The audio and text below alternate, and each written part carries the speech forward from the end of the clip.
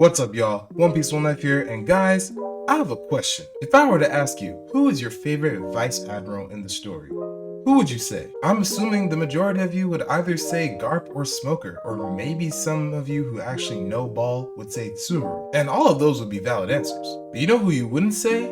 Any of the Vice Admirals who showed up to Egghead. Guys, as we know, during the Egghead incident, as they call it, a squad of 9 Vice Admirals were assembled to be led under Kizaru's leadership to go and deal with the whole Straw Hat situation. And I'm not gonna lie, they couldn't have picked a worse squad. Why are so many of them bums?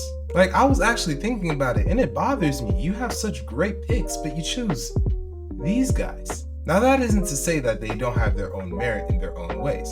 And that's why in today's video, I just want to go through each of them and actually rank them based on where I believe their actual strength lies, relative to each other, of course, and seeing what their actual feats are. And then at the end of the video, I'm gonna select who I would have chosen to go. So lock in if you're ready to talk about people who are as close to being fodder as possible without actually being fodder. But before we get into the video, y'all, if you like the channel, I need you to do something for me. Like the video, it's very important. Subscribe to the channel for more One Piece content just like this every week. We are incredibly close to the coveted 1K. Please y'all do this for me. And share it around with all your friends who love the series. You know what we always say here. Let's get it going. Oh, and make sure you subscribe to me and my boys over at CSY. We just hit 7K, and y'all, we're actually making it a full business. Now, there are things to keep in mind before we actually start the ranking, and these are going to be my own stipulations. For one, I'm not going to be counting their generic sword skills because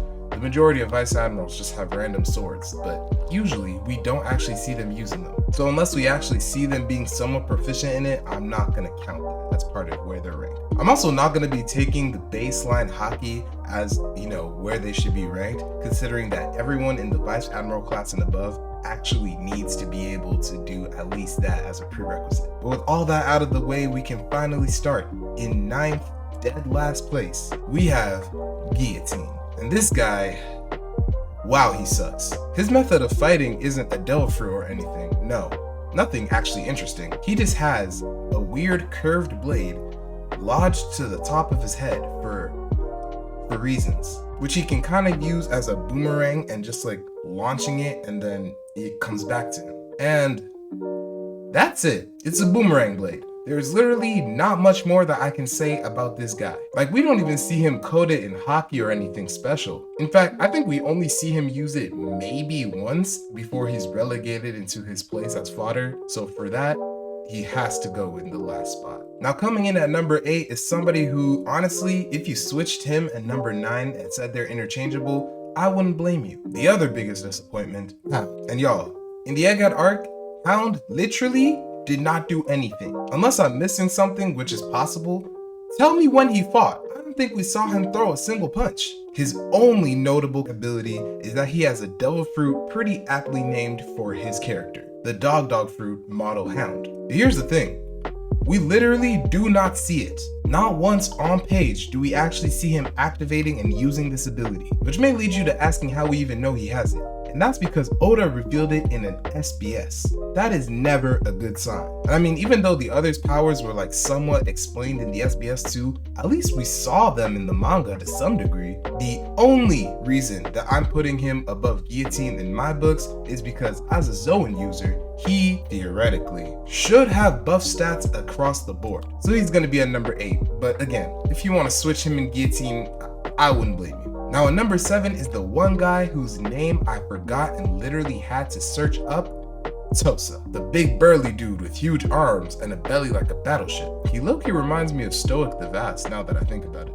Elite reference if you get it. Now to be fair to him, he is a step up from the other two. He developed his own fighting style called the Tosa-ken, or Earth Tea Fist, which allows him to, reportedly, bite with his hands. What exactly does that do? I have no idea. But essentially, by making his hands into a fang kind of shape like this and then layering hockey onto it, he can literally like crunch at his targets, which according to, well, himself, is strong enough to pierce armor. I mean, he even combines it with Rokushiki because he uses the 10-fingered Shigan, which is, now that I think about it, very similar to Jabra's Jushidan. So you may be asking, well, if he has all that, then why is he so low? It seems like he has his own fighting style. It's pretty cool. Well, that's because before we could even see how much damage that move potentially would have done, he was one-shot by the blunt side of Broggy's axe. Now granted, out of all of the giants in the story that we've seen, Broggy is probably tied for number 2 with Dory. But still, a one-shot? Like, you would expect a Vice Admiral to at least be able to tank more than that. Especially considering that there are giants in the Marines who are not of the Vice Admiral class. Oh, and he's also been shown to have a cannon because why not? But speaking of cannons, that's actually the name of the game for number 6 on the list, because now we have Urban. And first of all, might I just say, why does he look like this? I'm sorry, it's just creepy. Like, what's with the sunken face and the pit bull-like underbite? All I'm saying is, if I'm a civilian in the One Piece world, I'm clutching my pearls when this brother rolls through. I'm not trusting him. But anyway, Urban actually has a pretty interesting devil fruit ability, which is the Tsutsu Tsutsu no Mi, or the Cannon Fruit. A paramecia ability that allows him to turn his body parts specifically into, you guessed it, cannons. As we see when Saturn is ordering all of the Marines to take aim at Bonnie, he usually likes to do it through his top hat, making the kind of like top of his hat into the barrel. I put him a little bit higher because 1, he doesn't really lose while he's on Egghead. He doesn't have bad showings. And 2, I mean, it's not strong or nothing, but in the relative scheme of where we were at the time, that's a decent ability to have. Granted that most other Marines, and even as we saw other Vice Admirals, do have like regular guns and cannons and stuff, but I'm assuming that he has infinite ammo considering that this is a magical fruit power. But since this is all we really know about him, I can't in good faith put him any higher. And side note, it actually reminds me of Baby 5's Buki Buki no Mi, and honestly, this may be the inferior version of that. When we get to the fruits by groups for the Egghead section way down the line, we'll talk about it there. Now, just cracking the top 5 is Vice Admiral Red King. Now, before I rank him, I just gotta say, Oda, buddy, what on God's green earth were you trying to cook when you thought about his character design? This brother has 67 chins. What the hell am I looking at? I get it, he's supposed to be based off of a kaiju from Ultraman, but y'all, I honestly just think I would have preferred to not see him. But looks aside, he actually has a pretty interesting way of fighting. He has this huge mechanical gauntlet that he attaches to his right arm, fueled up with steam.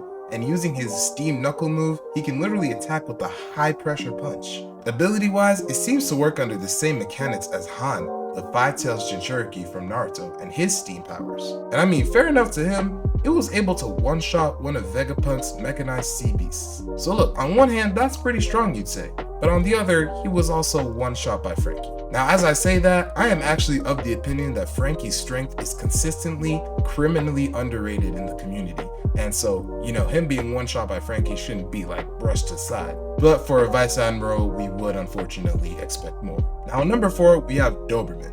And unlike a lot of the other male Marines who have names based on dogs, he doesn't have a Zoan Devil Fruit that actually reflects what dog he's based off of. In fact, he doesn't have a Devil Fruit at all. In fact, he doesn't do anything different apart from the standard Rokushiki swordsman abilities and Haki. So why have I put him this high, you might be asking? Well, that's because we've actually seen Doberman before, and I'm not even talking about in the background of Marineford. Cause see, he was actually one of the 5 Vice Admirals leading the Enies Lobby Buster Call. As such, we can only assume at least that he has at least that much authority and respect to be chosen for that. What does that have to do with actual power scaling? Nothing, but in all good faith, I had to give him something. Also because even during Egghead itself, he seems to be given a bit of like a higher regard, considering that he was the one Vice Admiral out of all of them who was consistently talking back and forth with Saint Saturn. And even having the force of will to try and defy him at the end of the arc. So listen, all I'm saying is, let's give Doberman some flowers. Now taking home the bronze medal, I have Pomsky. By far, the most impressive of the male Vice Admirals that were sent. I mean, have you seen the way that he was boxing with Bonnie going back and forth? That was actually something. He also has by far the most interesting skill set of all the guys. For one, he has a giant hammer, right? But it's not a regular hammer, no. At the end of it is a giant clamshell, creating a clam hammer that I affectionately call the Clamor. But on top of that, he also possesses the Zoan type otter fruit that allows him to become an otter. And before you say that that's nonsensical, he was actually low-key going crazy with it. It was kind of effective. Using his own strength, plus I'm assuming his fruits increased stats, he was able to use moves like Otter Hammer, where he literally jumped into the air, twirled the huge hammer, and came smashing down. And he was giving Bonnie some problems when they first encountered each other. For that, and for the fact that one of his translations had that move translated as Whack-an-Otter, I have to give him 3. Now, if you told me that a shriveled up old prune of a lady would end up being the second strongest Vice Admiral sent on that day, I will tell you that you're crazy, unless it was Suru, which this person is not. Coming in at 2, we have Bluegrass. And listen, I don't know what it is about the female Marines that were sent for this mission, but if the top 2 are anything to go by, we should be sending more of them. First of all, the fact that she's doing all this while clearly being way past her prime is really cool to think about, especially when you reflect on what she could have been like when she was actually in her prime. But even better than that, she has one of the craziest paramecias ever introduced in the story. She has the Ride fruit, allowing her to completely take control of anything that she rides on. Y'all, that is broken. And I mean, I don't even know how the mechanics of this fruit works because there's so many questions to ask. How does other people's hockey interact with it in terms of like them having to exude force so that they're not taking control of it? To what extent can something be ridden? For how long? We just don't know. What we do know is that she was able to easily take control of one of the pacifistas, despite the authority being with Vegapunk at the time. And also, Oda specified that it's not just she doesn't have to physically ride on the thing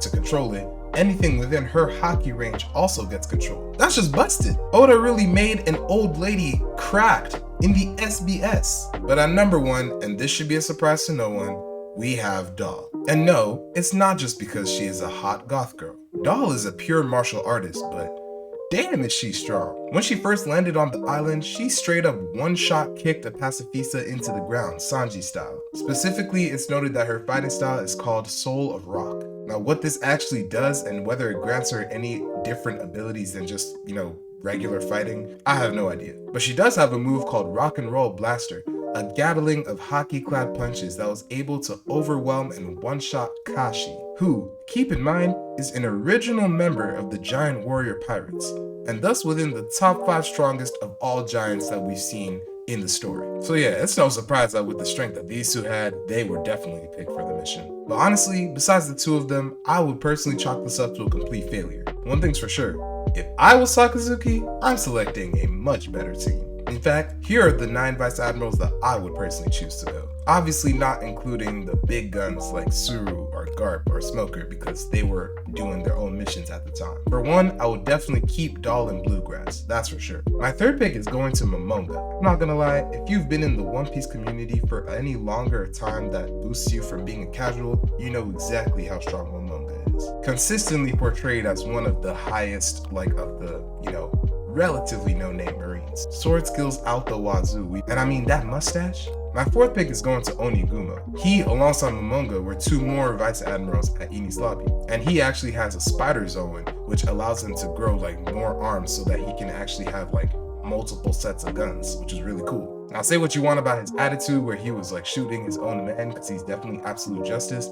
I definitely think that he's one of the best Vice Admirals they got. I'm also gonna take Dalmatian. We've actually never seen him in his regular human form, he's always in his hybrid. And listen, all I'm saying is, anyone who's as committed to that is at least a step up from Hound in my opinion. I'm also gonna take Bastille, the guy who fought and was eventually defeated by Sabo. And why do you wanna say that Sabo took care of him easily? You have to keep in mind that Dressrosa Sabo was, relative to the power scaling at that time, one of the strongest in the verse. He wields a huge Zanbato, a blade that looks eerily similar to Zabuza's cleaver sword. He definitely knows how to use it. He was swinging it around and easily cutting buildings in half. I'm also going to tag in Momo Usagi and Shaton. Now if you don't know who these guys are, these guys were SBS only Vice Admirals who Oda made canon, and essentially they were the people who, before the world draft, were actually going to take the Admiral position.